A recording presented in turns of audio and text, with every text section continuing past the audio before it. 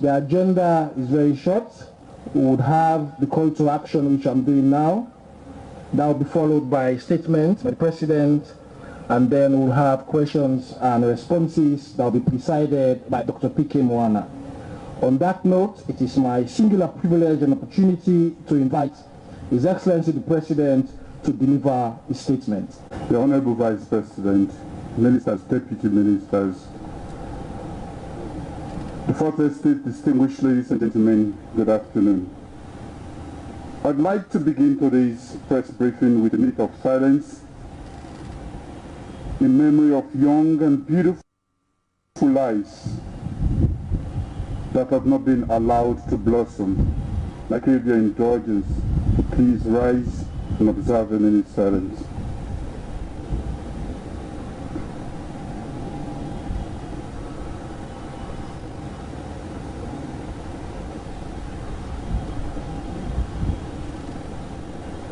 May their souls and souls of the faithful departed and the mercy of God rest in perfect peace.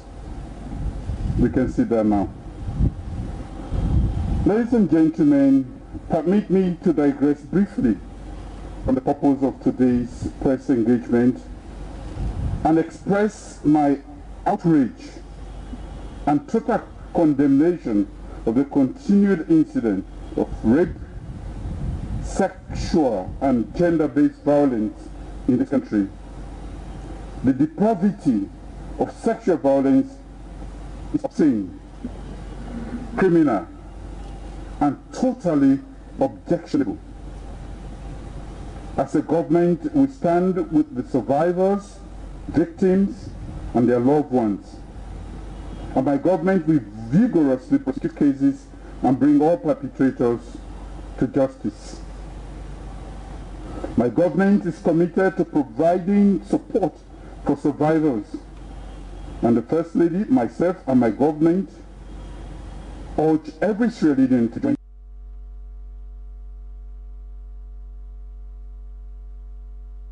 in raising awareness. This country of this menace. My government is committed to equal protection and justice, inclusive development, and equal access to opportunity for every Sierra Leonean, especially women who constitute 51% of our population. Now to COVID. With the support of international and development partners, traditional and religious leaders, civil society, the Sierra Leone Association of Journalists, and various community stakeholders, our COVID-19 preparedness and response measures have been robust. We have not experienced the apocalyptic scale infection and death that has been recorded in other countries. We owe a debt of gratitude to our health workers, NACOVAC and COVID-19 staff, the security forces, and district and other administrators and staff who have all worked relentlessly.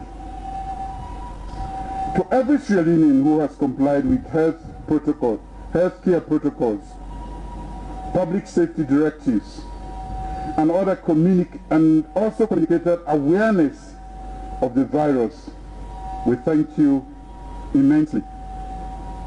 As a government, we acknowledge that we could have done better, or we could have better anticipated and handled at the outset some of the lapses in restrictions on movement, care, and quarantine administration, delayed payments and procurement, 117 calls, and slow district operation setup. We have largely resolved most of them, and we will continue to work even harder to minimize gaps and lapses.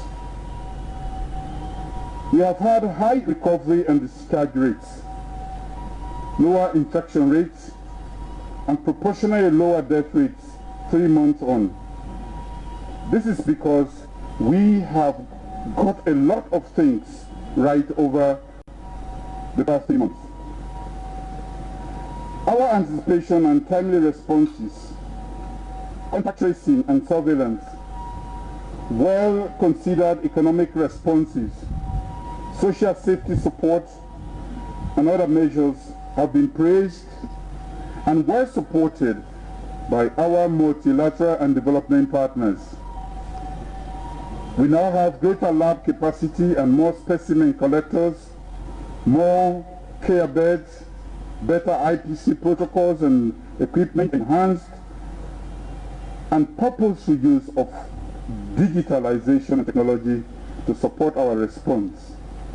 More social and mental healthcare support, a decentralized response network, and increased public messaging. NACOVAX has developed an updated national strategic response plan that takes into account our current needs and situation. Details will be announced soon. Overall, we are now more adept, nimble, and confident that we will surmount challenges and continue managing the crisis.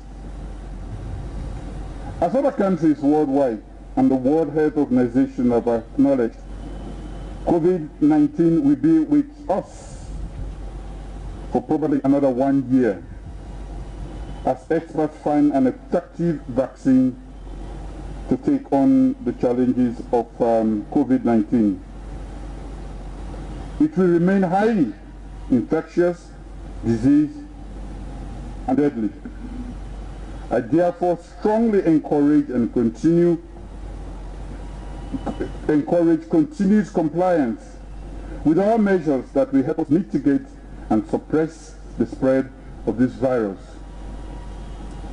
I urge every citizen to strictly comply with healthcare and public safety protocols, from hand washing, using face masks, social distancing, travel restrictions, and all other restrictions on public gatherings in public spaces. As a person, only you can protect yourself and your loved ones from this virus by choosing to comply with all directives.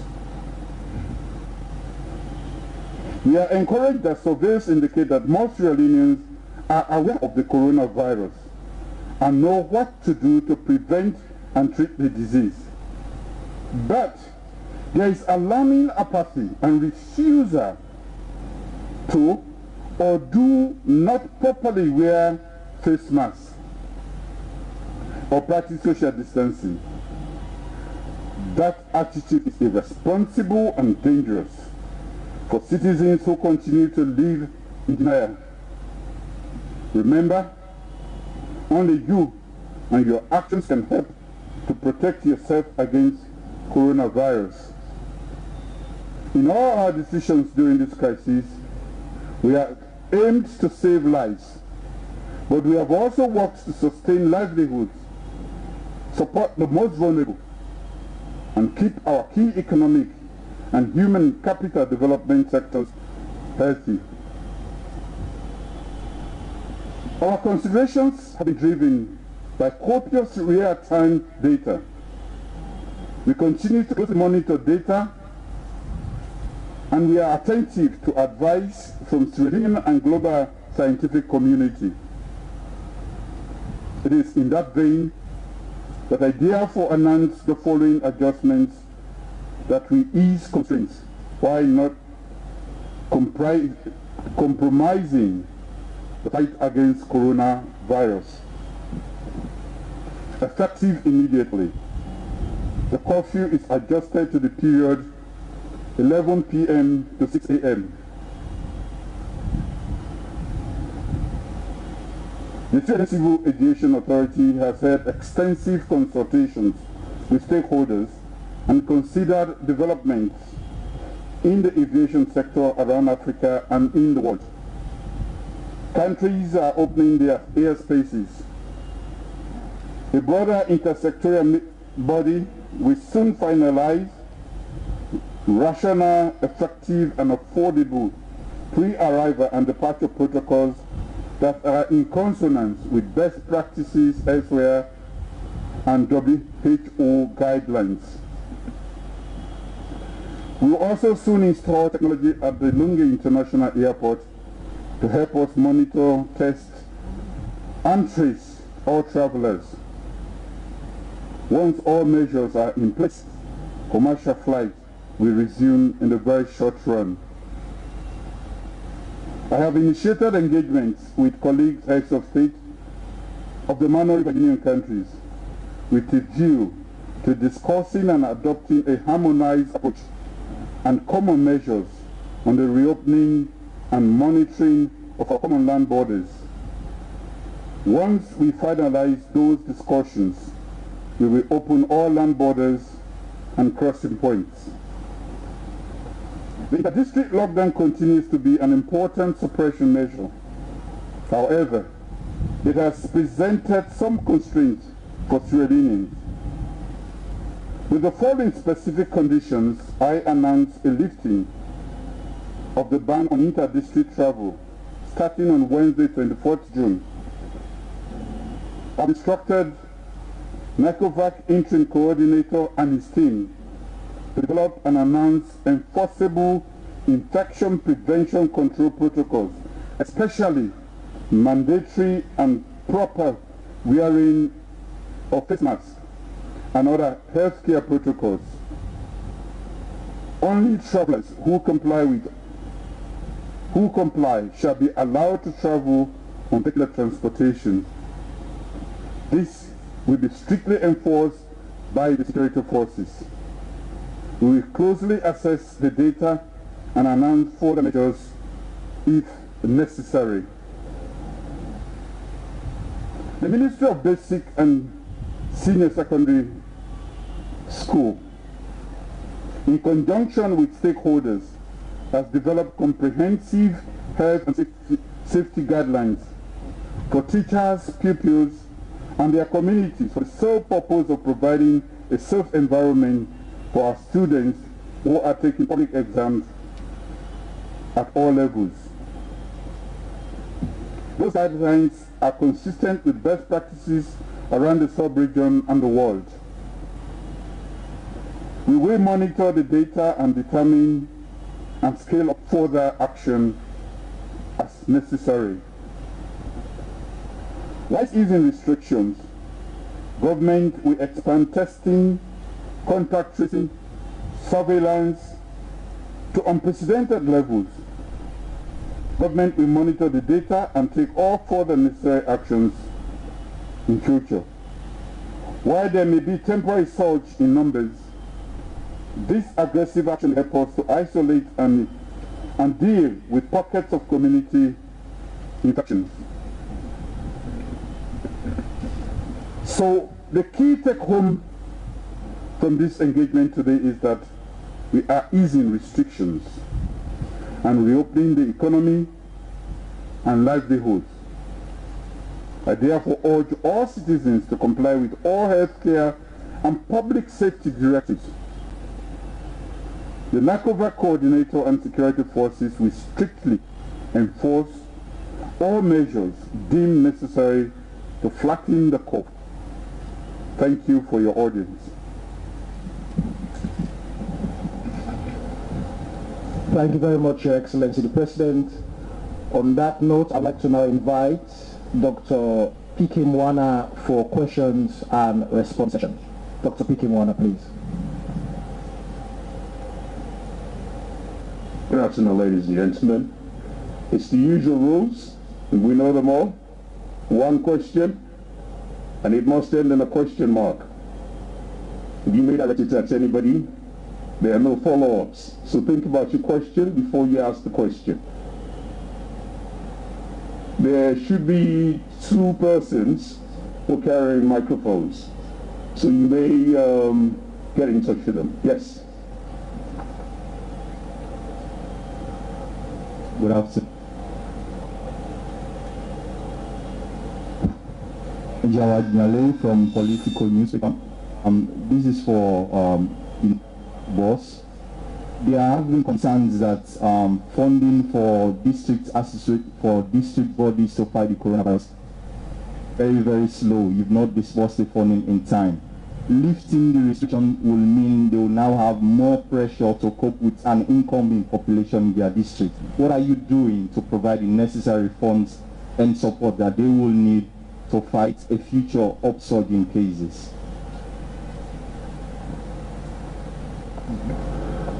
Thank you very much for your question. Yes, indeed, there was a delay in payment of the funds for the running of the district centers, but that has been done since last week. Early last week, all funds were disbursed to all the district centers.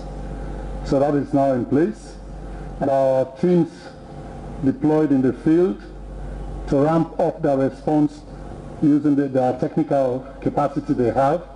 Those who had less capacity had been reinforced.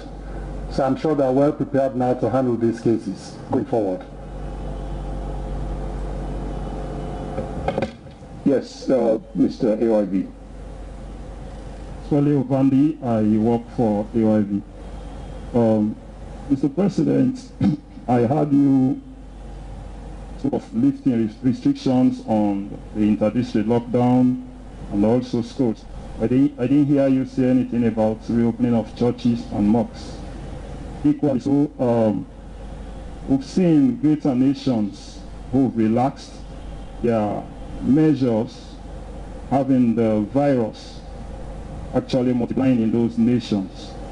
Have we considered the fact that Sierra Leone is a nation that has a very weak health system before actually restricting its measures?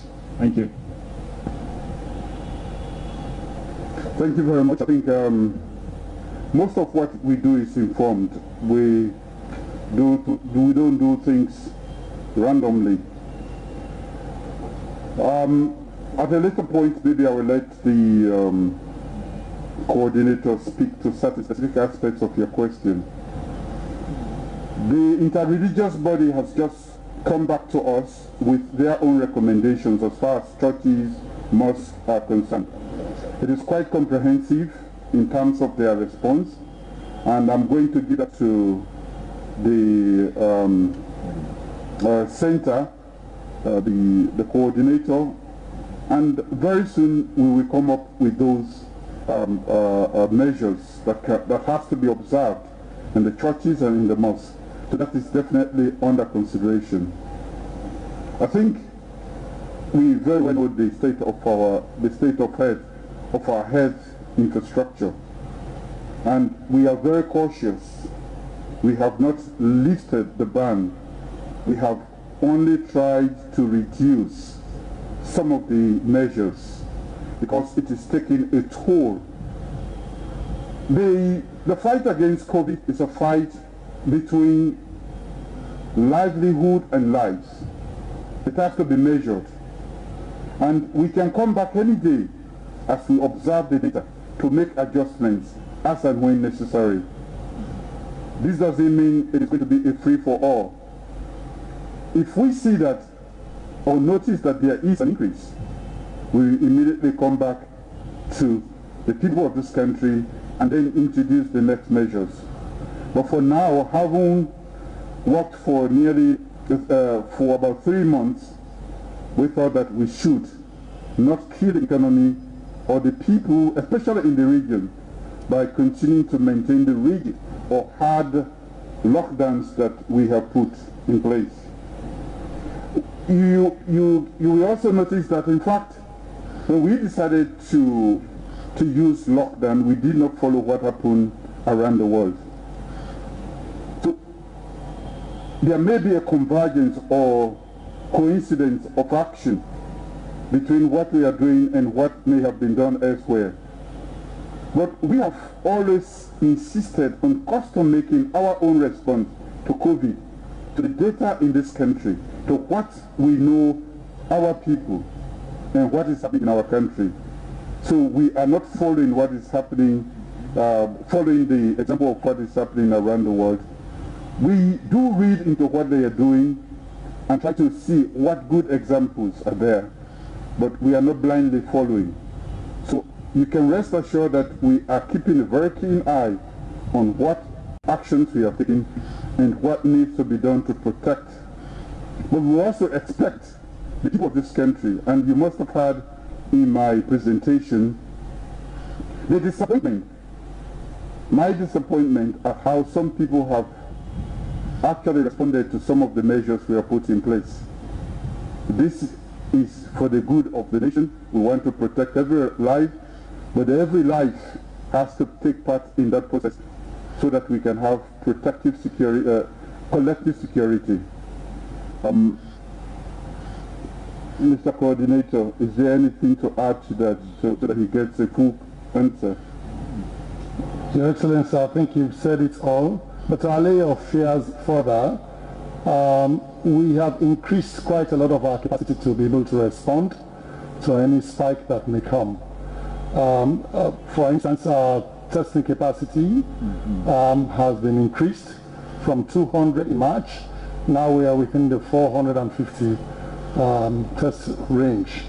Bed capacities, for instance, we started with a minimal 30 beds only. We're now close to 700 beds that are available. As we speak, we have half of those beds still unoccupied. So there's a spike, and our surveillance systems are being geared up to do massive testing so that we can see the curve quickly. So all of that has been prepared for, and it took some time for us to look at the data, which informed us to develop some of those capacities.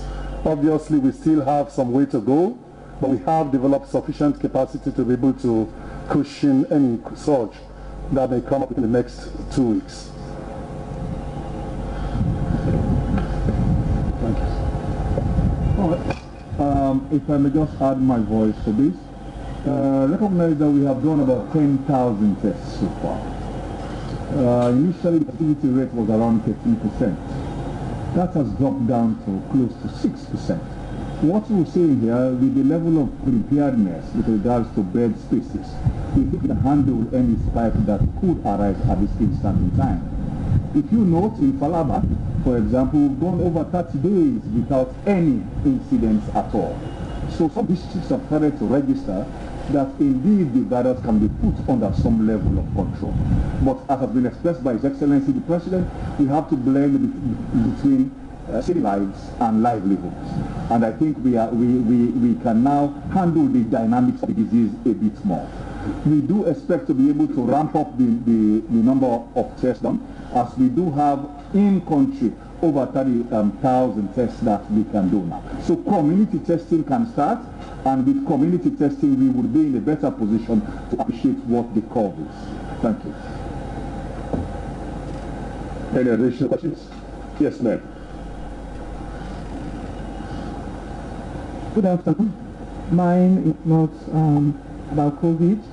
Mr. President, my name is Sapna James, founder of the AJ Foundation.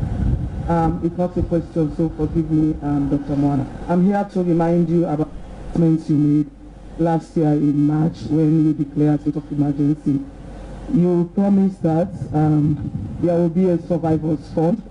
You also promised that there was going to be a special court to address rape issues. And also at the United Nations, you made commitments of the task force. Yesterday we held a meeting with the Attorney General, and again he made mention of the task force.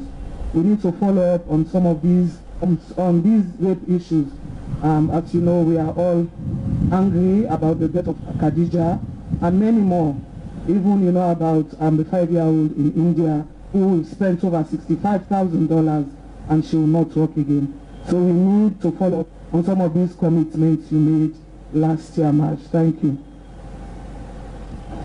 I think in response to your comment, I will invite the Honorable Minister to come and comment on your comment. But before she takes the podium, I just want to use this opportunity again to say that the fight against rape in this country, especially against our kids, is a fight for everybody.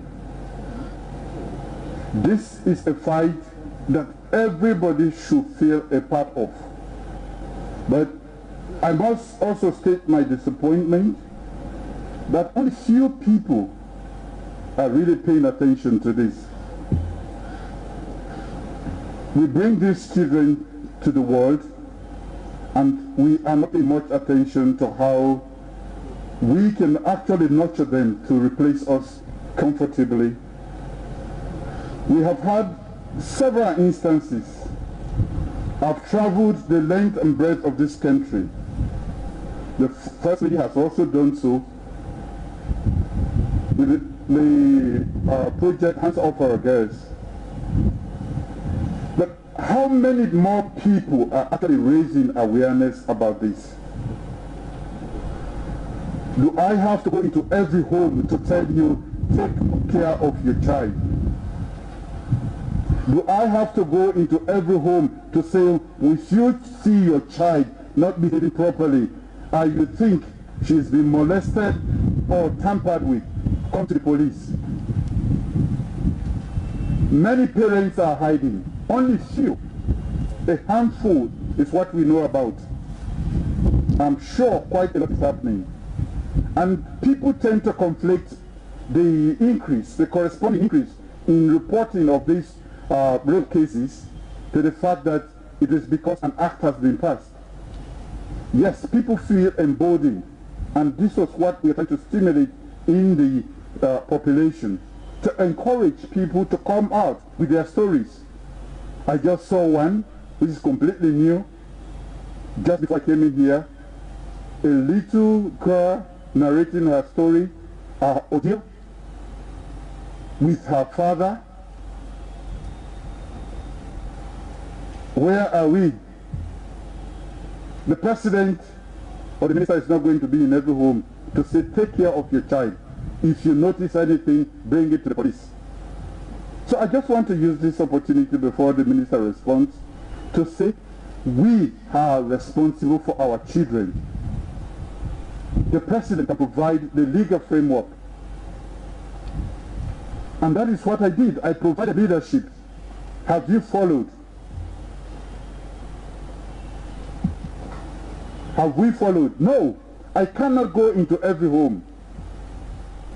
We cannot blame it on the fact that there is no fund. That is why people are being raped.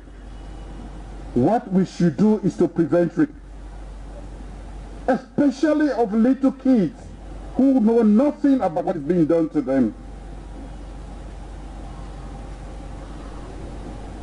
If you can have the same passion that I have for the children of this country, rape will be a thing of the past. And that is the challenge I put to every citizen of this country. Madam Karim. Thank you, Your Excellency.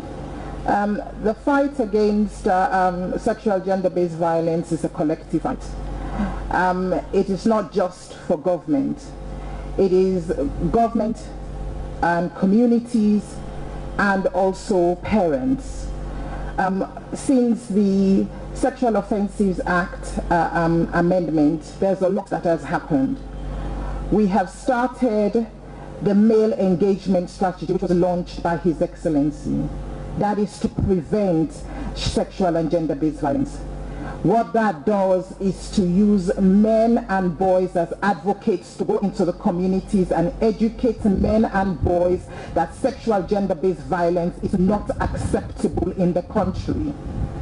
That has started, and because of COVID, it dented the operations, but we are going to restart it. At the same time, to respond to gender-based violence, we have started a free 116 hotline, a rape line. The rape line is effective and operational 24 hours. We are taking in excess of 300 calls a day. And at the same time, we are opening one-stop centers in all referral hospitals. What is a one-stop center? A one-stop center is where we will provide psychosocial support. That is where we will set up the crime report by the FSU. The FSU will come in there to write the crime report. We will have it signed and witnessed by a paralegal. We will provide forensic medical education, treatment and examination. That will be provided, and so we will follow up from there. We are doing that in every referral hospital, and we are introducing DNA kits. DNA kits and DNA testing will be done. We are doing our part. We are also going to do parenting training. We're developing a parenting strategy with social welfare, the Ministry of Social Welfare, and we'll be doing parenting training. It is important, as His Excellency has said, that parents take responsibility. The Child Rights Act talks about parent responsibility. It talks about government responsibility. It is a criminal offense to neglect a child, and we are seeing a lot of that. Currently in the country now, we have 20,000 street children as early as 5, 6 years old. Where are they coming from? Their parents are there, and we are not hearing any parents say, my child is missing. We are doing contact tracing, and we're doing verification with the families. But parents have to be held responsible. The same way as you're holding government responsible and we're putting policies and structures in place, the same way we will be holding parents responsible. It is high time that we have children that we want and look after. Thank you, sir. Madam AG, please. Thank you. Thank you very much. Your Excellency, ladies and gentlemen, all I can say is that Your Excellency did draw attention to the subject of rape in this country. And of course, with all the campaigns that have gone on, including what the First Lady's initiative is, we have managed to raise enough awareness, and at least we can discuss and talk about this subject in a very open way.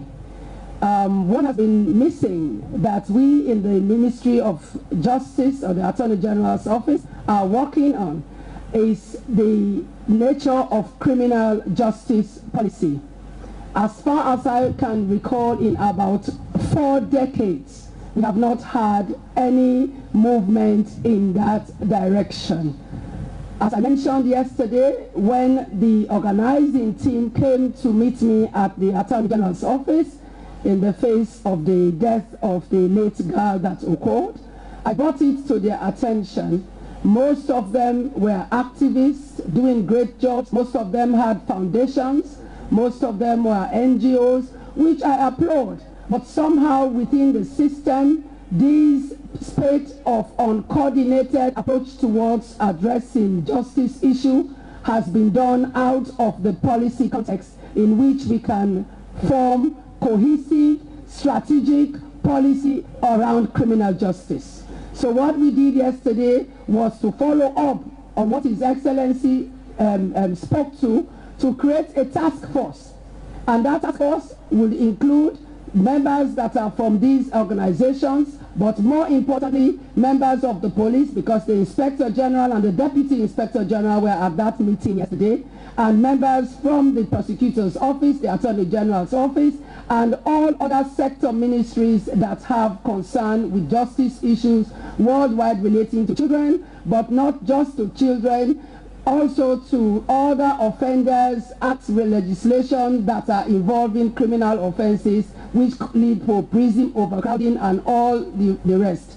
So we will form this task force, and we are hoping to have, following that, a workshop where we can actually come up with a strategy that is a policy on criminal justice, which will now look into these issues to address them at the source, not in a reactive way. Whenever we hear of another incident, we go onto the streets, we demonstrate, but we can look at them in a very focused way and broad perspective of what institutions we need in government to underpin these issues which His Excellency and the ministers are referring to. Why are children loose up in streets? Why are teachers not pointing out if children are upset in school? Because these things can be nipped up from the board. But we must have institutions which can speak to these things. Kids must have people they can call other than their parents when they feel threatened. And there must be support, but these supports all must be coordinated, not just within the reactive force of the legal process that takes to court. That is the distinction that needs to be made. When things go to court, they have a process, it's about law.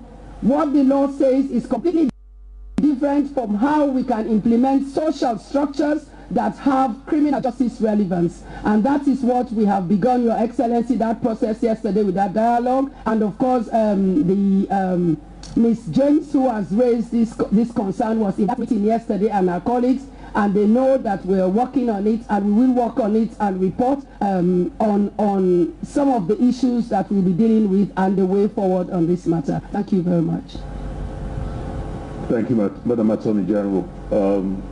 I'll take a question from her, then I'll take another one. That will be the second to last question. I'm Thomas Dixon, I report for Salon Times newspaper. My question, now that I've seen the Attorney General, with regards to grumbling amongst parliamentarians about the regulation, now beginning to hit some restrictions, but there is no regulation before Parliament, and the grumbling cut across SLPP MPs, APC MPs, NGC and the likes. Thank you. The question around regulations going to Parliament, it's really not an issue because the law is very clear on that, and we have been working with parliamentarians up to yesterday. From last week, I'm working with the leadership of Parliament on what must come before them when it should come before them. Let me just make this point clear, maybe for confusion. His Excellency would announce measures just like he's done. Those measures will take immediate effect. Some of them will be pulled through. We would want to take them beyond 3 months. Some of them we will look at in 2 weeks. We don't want to go ahead with them. We will have new measures coming. That is why the Constitution allows us to have at least 90 days to be sure. So whatever we are taking to Parliament should be things that we would ask to go beyond that 3 months. And Parliament is very clear on this. I can understand there was an issue. Let me just clarify. There is a difference between the legislature and the executive. The legislature, at the time of the passing of the proclamation, by their own procedures, took upon themselves a motion that we must bring regulation before them. That is a parliamentary action. It cannot bind the executive because I was not even there. I was unaware of their own undertaking over which they had no control, because regulations in an emergency are entirely within the purview of His Excellency the President, who is head and determines what regulations must come into force. However, I have been working with them and coordinating with them, and as you will know, now that the time is coming for us to get to that point, we have been working together through the regulations that must seek their concurrence if we want to take them beyond 90 days. And the ones we will not be taking beyond 90 days will not even come before them. They will just lapse after that point. I hope I have answered your question. Thank you very much. Thank you. Second to last question, please. Can you please announce your name and your affiliation? Thank you very much. My name is Moses Selo Mambo Jr., Head of Communication, Civil Society and Service Delivery. His Excellency, sir, the 2020 Sierra Leone Police budget, 50.2 billion leones was allocated for the procurement of rice alone, sir.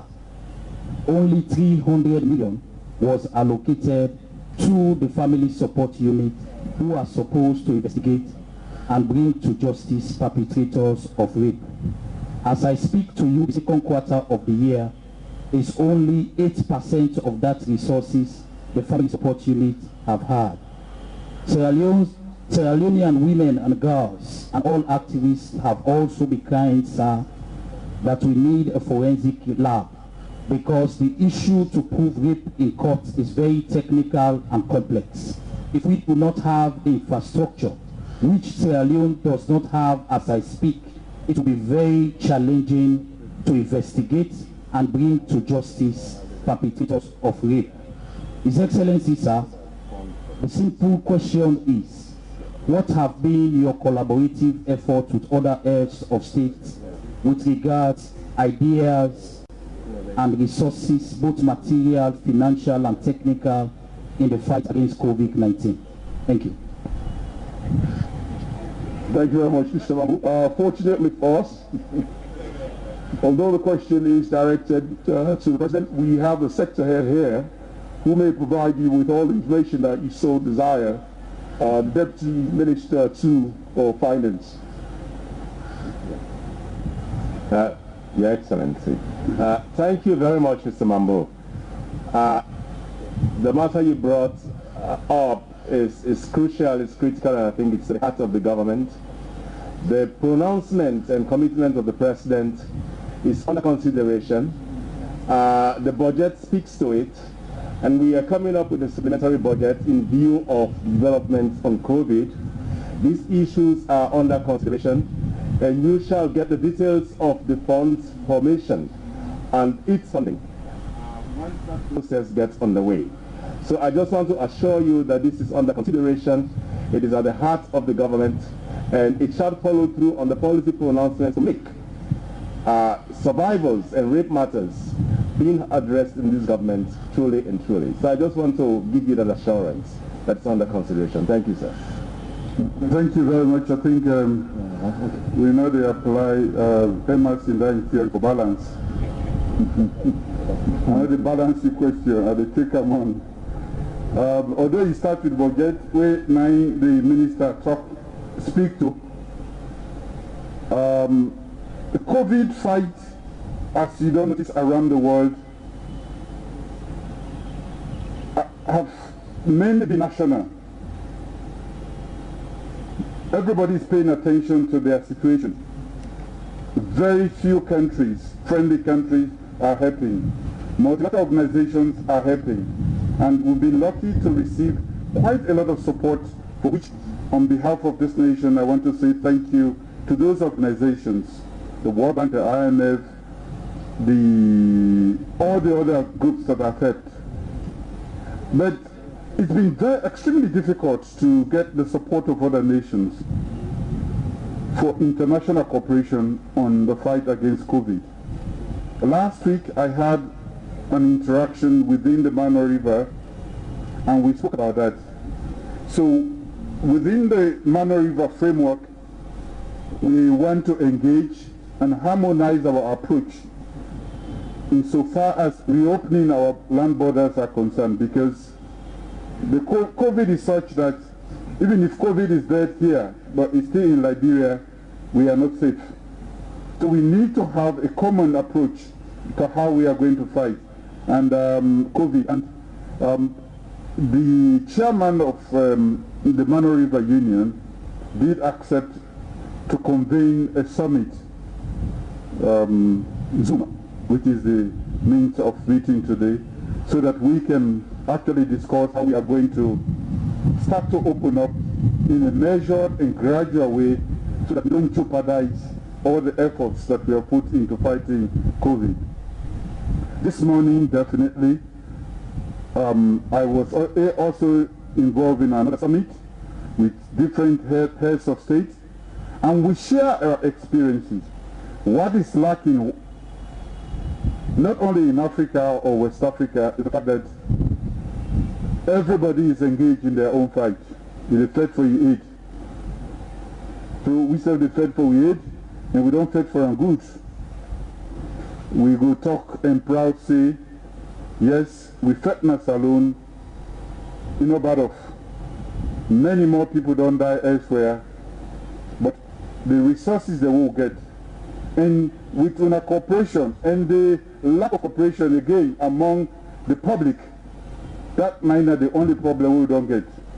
People that still know they observe social distancing, people that still they club together, People then they prefer not for inconvenience themselves to use face mask.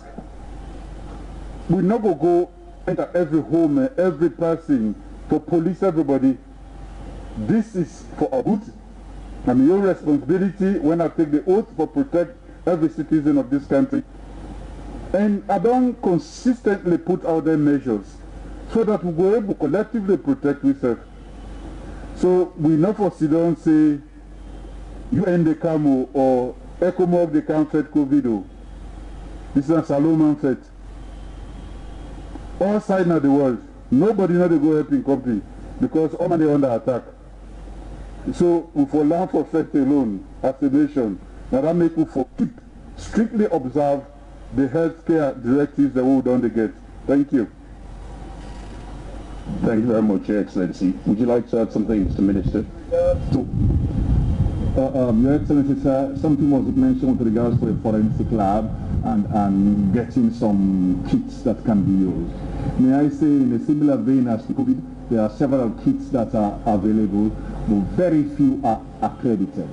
And again, in a DNA test, it is hardly ever an easy hands-on mode. But the government of Sierra Leone, was the Ministry of Health, is linking up with the only accredited lab in the country that associates with an accredited lab in UK to do a DNA test. And for now, samples will be taken there and sent out of the country and get those results in place. May I say the Ministry of Health will then collaborate with the Sierra Leone Police in developing a forensic lab. Buying the equipment may not be the tall order. The tall order would mean making the lab an accredited lab for it to stand in a court of law. That is where we would need a bit more time to achieve. But work is going to start on that almost immediately. I thank you. Later, please.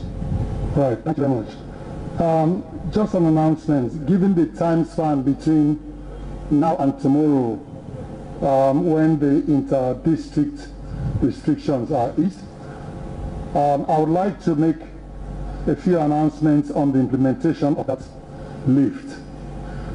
The other measures will be given later on in detail, but we do not have much time now between now and tomorrow when people will start traveling freely across district boundaries.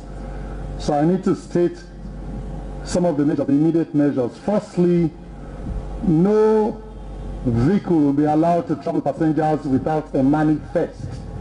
So in other words, vehicles leaving, for instance, Freetown going up country must have a manifest of the driver and all the passengers within that vehicle submitted at the checkpoint at Mile 38. Vehicles without that manifest will not be allowed to cross. That is one. Secondly, all passengers within the vehicle, including the driver, must have their face masks worn properly. Passengers without face masks in those vehicles will not be allowed to cross. Buses, Podas taxis will follow suit. All buses going up country must have the full manifest of all passengers within the bus, together with their contact numbers.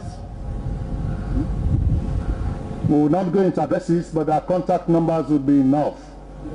And the destination obviously should be recorded. Ladies and gentlemen, this is basically to help our surveillance system in the event that we may need to come back and check on those who traveled within those buses. Again, this is just to emphasize the question of His Excellency has raised already. We will need the collaboration of every citizen for this to work. If it doesn't work, we may come back to the Presidential Task Force and advise that the restrictions are imposed again. Thank you very much, Your Excellency. Thank you very much, Mr. Coordinator. Are there any more questions? Unfortunately, we can only take one. You've already asked one. So take the man in pink.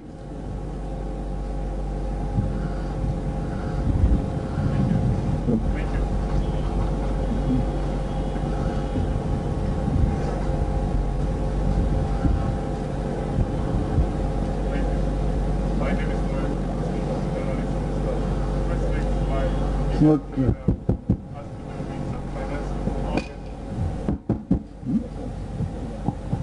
Thank you.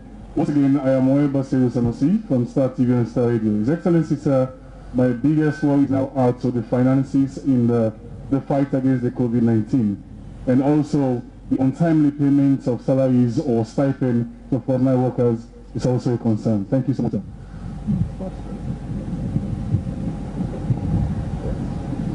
Thank you very much. Since we took up, there are delays because we are trying to establish the district structures. The structures that were out here, we needed to ensure that we vetted the list of workers that we are particularly providing services for COVID-19. There are 12,000 workforces in the health sector. Not all of them are directly involved in these services. So when we started off, we have to ensure that we continue to maintain a credible list of persons that are involved in the fight, and that will guide how sustainably we can carry on any allowances that we provide to them. So that verification exercise did slow down things. Well, however, where we are right now, working with both the health workers, DMOs, and all the architecture that is out there, and the DICOVAC structure, with district coordinators in place right now, we've been able to ensure that these staff that are involved, both from the health sector, but also those that have been brought on board through the DICOVAC, have been vetted and verified. So as I speak today, what we try to do is to ease off resources so that the response is not choked up. We free up the valves. They have resources right now as I speak in every district to be able to ensure that they fund the response. So both in terms of the risk allowances, but also response architecture itself, whether it has to do with risk communication, social mobilization, lab support, or whether it has to do with psychosocial support and the like, and surveillance across the district. So they are empowered as I speak. We are guiding them on how to ensure that you return these monies appropriately. So this support is out there, and you will see they are all reaching out to us to ensure that the budgets that they have actually provided to us, we give them proper guidance on how they should be utilized, and that's how we are engaging with them. So that is less of a complaint if you speak to each of the districts as I speak right now. And we shall enhance that engagement and support as we go forward. There are many partners that are actually supporting the architecture. You have the bank as well, the World Bank. You have Islamic Development Bank. You have the Global Fund. You have Gavi. They are all coming on board. We are collaborating with the Ministry of Health to ensure that these resources are properly mapped and they actually go direct into funding the operations. So all of these are under collaboration, and at the IPAC, I think there's a lot of discussion going on to ensure that we feed the system because we have structures across the country. So you would imagine that DICOVAC, in the way it is and the way to fight COVID, we are building structures so that every district may have an enhanced system to be able to respond to pandemics like this. I want to stop there for now. Thank you very much. Thank you very much. We'll ask the NACOVAC coordinator for a quick comment. You have a comment? Okay, that's right. Let's have a final question. Let's have a new person. Let's give someone an opportunity. I'll be more than happy to get back to you if at all there's a need. Please, yes, sir.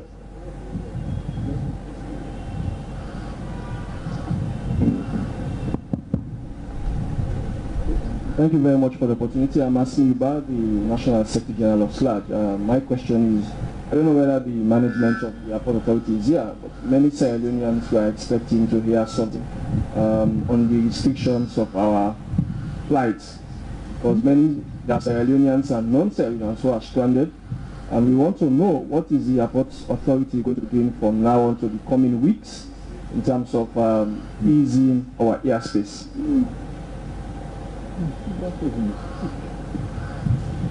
Thank you. I think before you can, journalist then question elect. You know this way where they talk. Because I talk say the airport authorities don't consider waiting to happen. Even if we open with the airport today, they not for come, not they pass them board and they fly and land and go. So we are definitely working on that. But we want to make sure say we know the open, because the first case of incident we'll get now, the index case, na coming, na important. So if we don't open up again, we get for make sure, say, we put certain measures in place. And I really talk about all of that. What will they do, the technology they put in place. Protect we will open up. We are going to live with this from all indications for a long time. But before we get rid of them, make we put measures in place where we can carry on with our lives without again jeopardizing we own livelihood. And so I don't know what next you can add to that, but definitely we are working on that. But there is Salomon we lack for grumble. I can listen to some of the information where now we don't place for listening. Some man they say we try to put the toilet not fine. We not be done build before for COVID. We not get a hotel for COVID. If COVID catch you, we just want to pull you in a community, make not infect your loved ones and more people. Any side where we able to meet, how we meet today, now manage with the manage. When they talk say the number, payment, today we get 500, tomorrow they send us 700. You get to go raise the voucher quick for that 100 and more, and send contact tracers in that one day, 24 hours. That time now they don't begin grumble, they don't begin saying their video clips there. Look who will lay down, not grown will lay down. This fight is not an easy fight. By any means, whichever way, we all get for understand. We don't want pull person and host go there in a school. But for make sure say infect you there, you own daddy or you own mama, then make what they do. These are all makeshift. We get for every day the scenario they change. We get for reduce, we get for increase. So you get for get a very nimble and agile system where they know say today we don't discharge 500. You got to make arrangement for make sure say you not give that food money there for 500. And the next if they send at 800, you get to send that money there quickly and get the supervisory system, the contact tracer, the surveillance. So this not a system will be done set up and it's difficult for adjust. I just want to make Sierra Leonean they appreciate say we do our best and we need the cooperation, understanding and support of every member of this country for make we be able to succeed. So the grumble, if we reduce sound, make we help the government and one way they are the local areas so that we go quickly bring to an end this fight against COVID. They may carry on back with their life. Thank you. Yes, thank you very much, His Excellency. And I think the best response by the President will be so. One thing where we all for known are the fact that COVID fight has been to a large extent has been national. So in as much as we want to reopen the airport and we airspace to commercial travel, we are also very mindful of the fact that we don't want to let we sector serve as a vector for transmit coronavirus back into this country. So as a result of that, we don't start with development of specific policy documents which spans between 20 now. And at the same time, again, we don't review our business processes in the bid of automating it, especially when you look at the traveler's experience from arrival to departure. We want to make sure that it's purely automated in a bid to promote social distancing. Because a lot of the things so they look at, people are very stubborn in terms of compliance. So only with technology now you be able to minimize or enforce compliance. For example, for immigration purposes, if we fix with e-gate, when you arrive, there's no immigration official will get for come into contact with again. You just have your passport, you scan, then you pass. The same thing for even for hotel services. That you look at your field now. We don't want to make sure that you don't fill that paper again. Before you can use your hand, your cell phone, you don't populate all the necessary information. And what to even more key na contact tracing. If in case somebody come is tested positive, the primary contact, how do we treat them?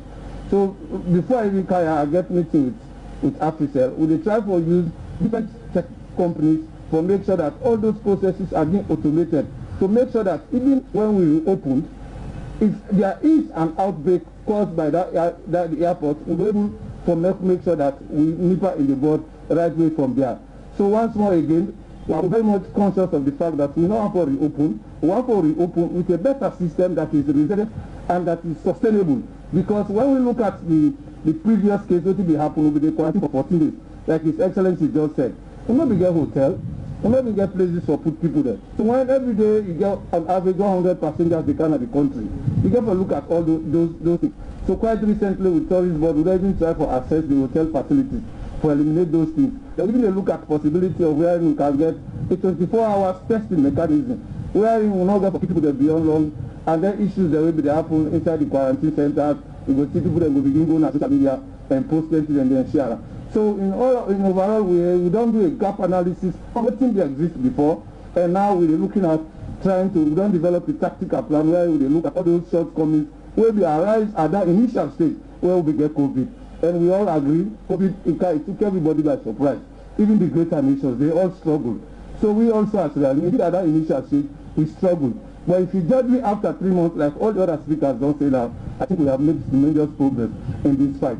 So we are open, but we're not open for making South as a vector for transfer COVID. Thank you very much. Thank you very much. I'll be pleased to just add small parity President Cyril. On that note, Your Excellency, we want to tell you plenty thank you for the update of the easing on the restrictions, but also the way you speak from your heart, like Papa, on the issue of the rape. The one we ask more questions another time again, so we can engage the ministers the way they around, or people the way they on the relevant sector.